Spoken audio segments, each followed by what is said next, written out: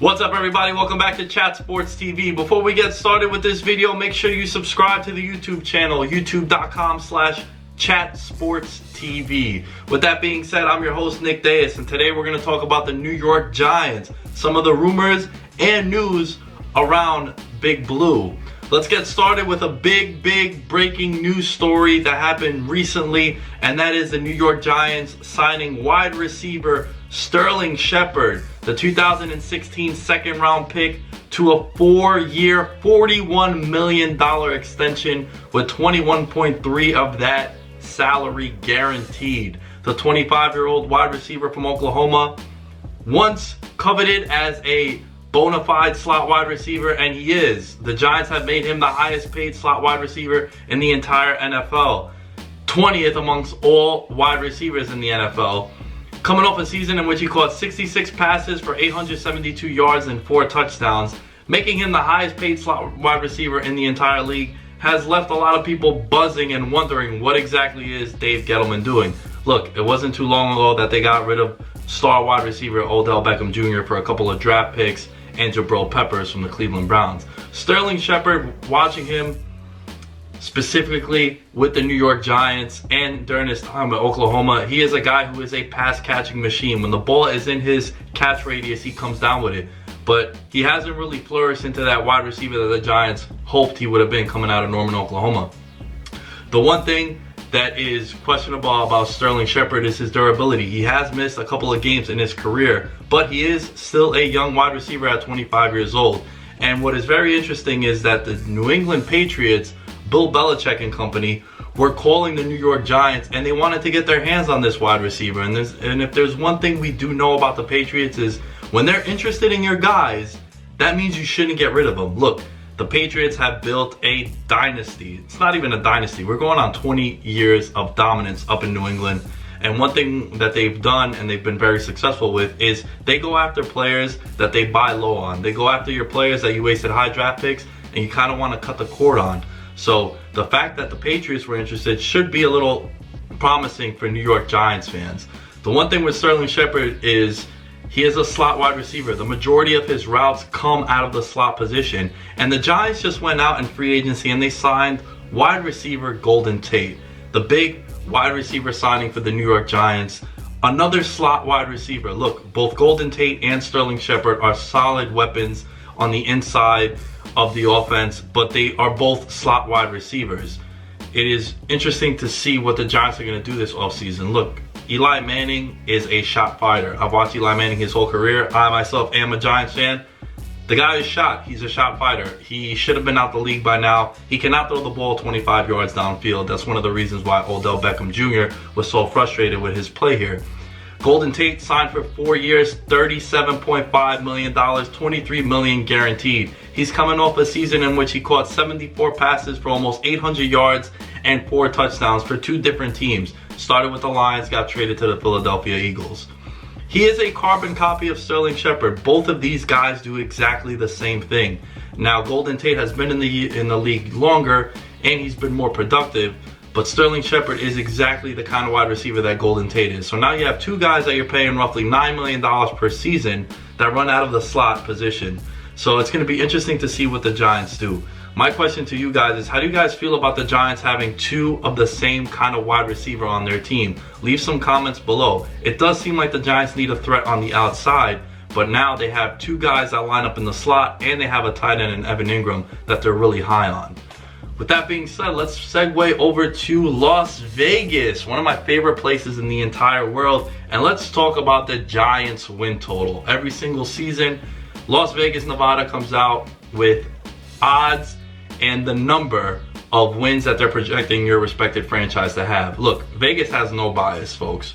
They want to win money. They have no favorite teams. They have no alliance. Hell, in 2 years from now, they'll have a team, but they don't even have a team in Las Vegas. The Oakland Raiders will be there soon. With that being said, according to CG Technology, the Giants' win total is projected to be 6 wins this year, plus 110 to the over, meaning $100 would win you $110.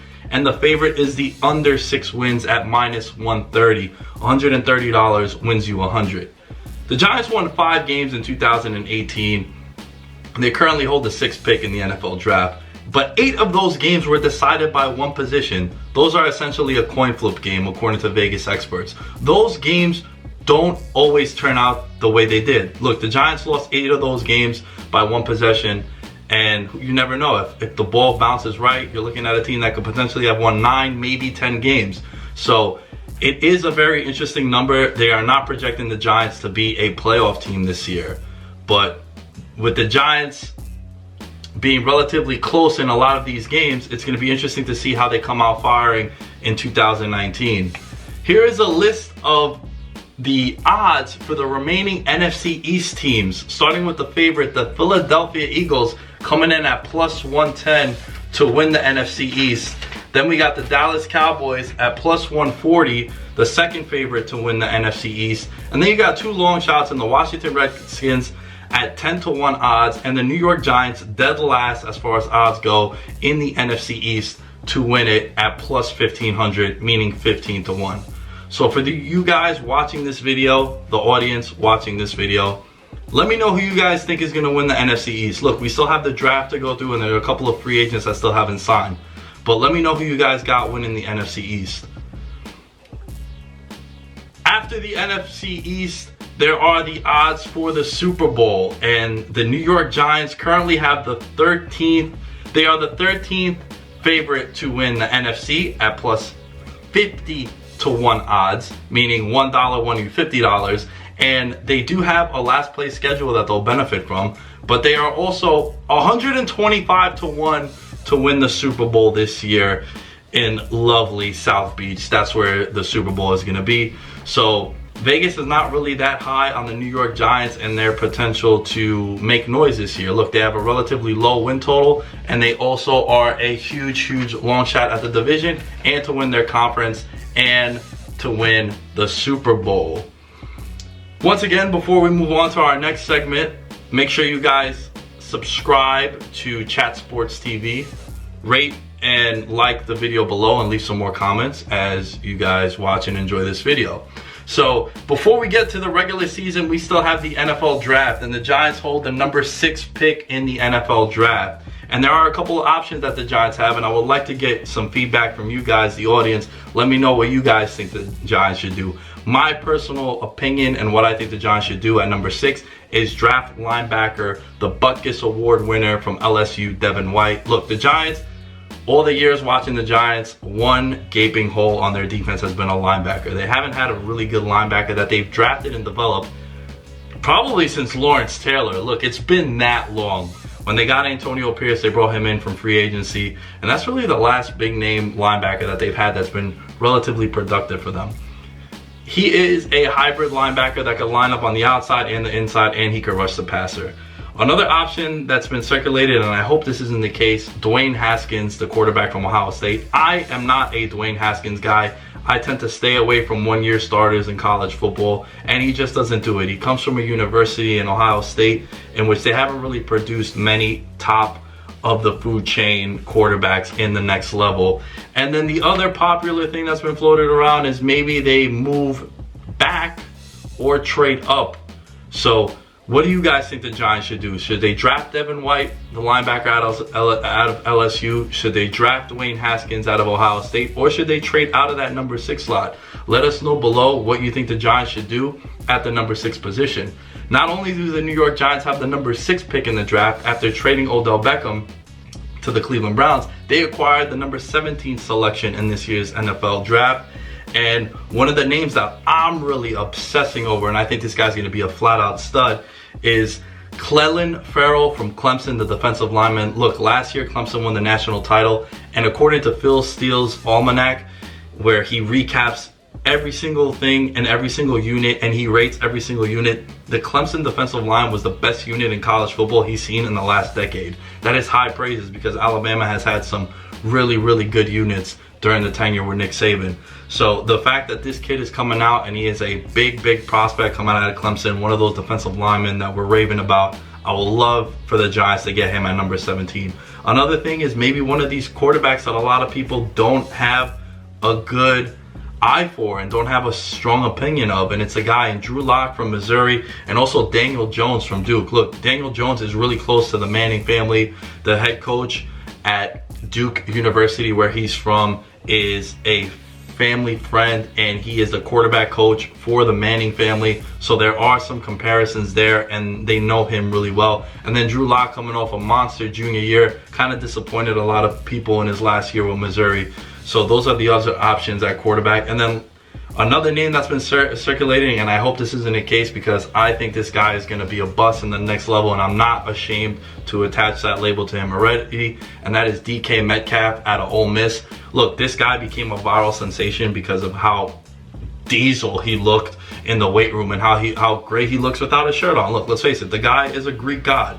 He is carved out of your favorite comic book hero. You know what I'm saying? Like, his body is ridiculous, and he ran a sub 4.35 40, and he's a workout machine. But the issue is, I don't even think he's the best wide receiver from his college. There's issues with his durability, and also he seems like a one-trick pony. Look, he might be phenomenal at that one trick, and that's just going deep and jump balls, but it's not something I would want to take in the first round. That's another name that's rumored to the Giants at number 17. And then my personal favorite, what I would like the Giants to do at number 17, is to somewhat put a package together and get Josh Rosen from the Arizona Cardinals. Josh Rosen, the 10th pick in the 2018 NFL Draft. The Cardinals currently hold the number 1 selection in the 2019 draft, and he is the prime example of a buy low candidate. I can't tell you how much I've exhausted this topic. I think teams are absolutely crazy for not already making a move for Josh Rosen. Here's the thing. I want you guys watching at home to close your eyes. How you feel about Josh Rosen right now is how you felt after the 2016 season when Jared Goff was a rookie after his first season with the quarterback killer Jeff Fisher.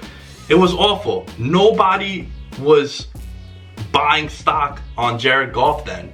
The guy looked horrible. He threw more interceptions than he did touchdowns, just like Josh Rosen did.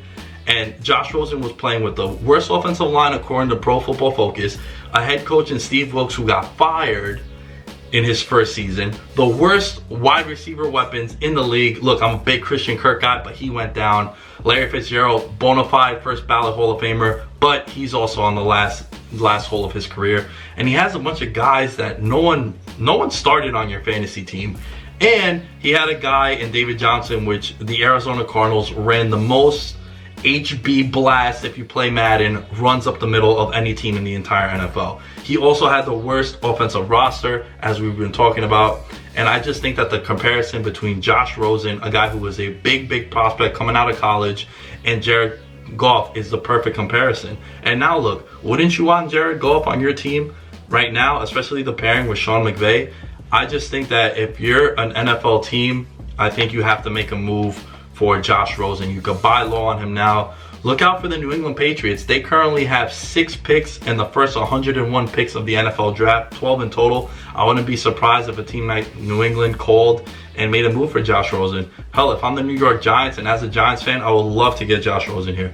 Give up maybe the 17th pick, or give up one of those extra second round picks that you've gotten from Cleveland, and make a move for Josh Rosen. It is the ultimate buy low candidate. And the biggest luxury you can have in professional sports is not having to pay your quarterback. The Cardinals have already paid about 60% of his salary. He'd be anywhere from a $2 to a $3 million cap hit in the upcoming seasons, the next 3 seasons. So that gives you the biggest luxury, like we've been saying, of going out and buying free agents, any free agent you want. Look, it's one of the reasons why the Eagles have been good. It's one of the reasons why the Chiefs are going to be good. When you don't pay your quarterback, it is the biggest luxury in all of pro sports. With that being said, guys, how do you guys feel about one Josh Rosen? And do you think the comparisons of Josh Rosen and Jared Goff are accurate? Leave some comments below, and we'll catch you next time on Chat Sports TV.